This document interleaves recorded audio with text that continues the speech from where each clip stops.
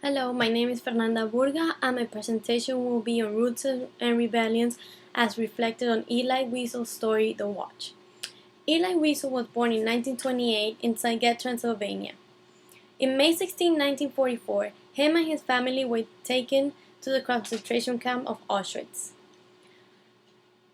In 1945, his dad was taken to the crematorium because he had been sick with dysentery and malnutrition. 2 weeks later, in 1945, the camp where they were staying, Buchenwald, was liberated by the U.S. Army.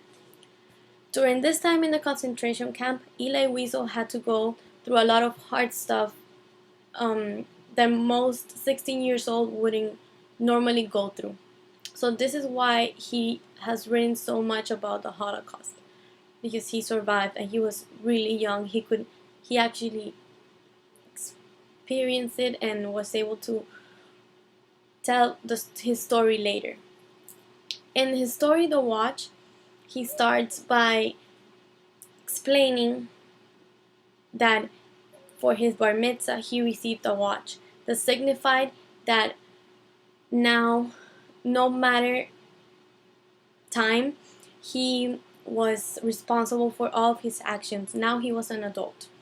20 years later, he went back to his house, and as he was staring at his house, he remembered the watch. The watch had been buried in his garden because in 1944, when they were taken to the concentration camp, they buried all their valuables so that when they came back, they could.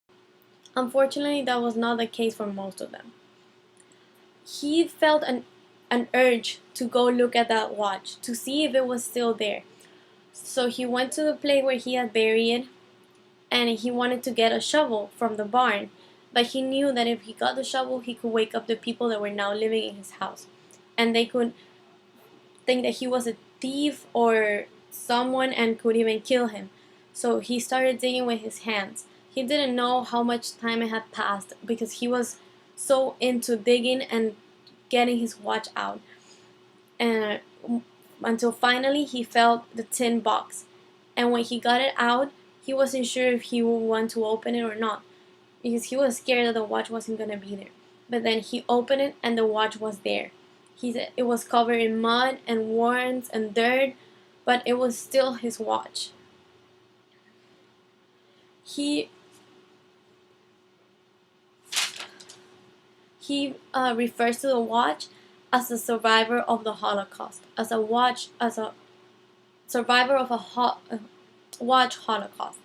And he also relates to the watch by saying, it too, in its way, it too is a survivor, a ghost infected with humiliating sores and obsolete memories, just like him. Like he felt that he had obsolete memories that he didn't have to have at such a young age. The watch also represented for him his childhood and represented better time for him when he didn't have to work or starve or be kicked or everything in the concentration camp.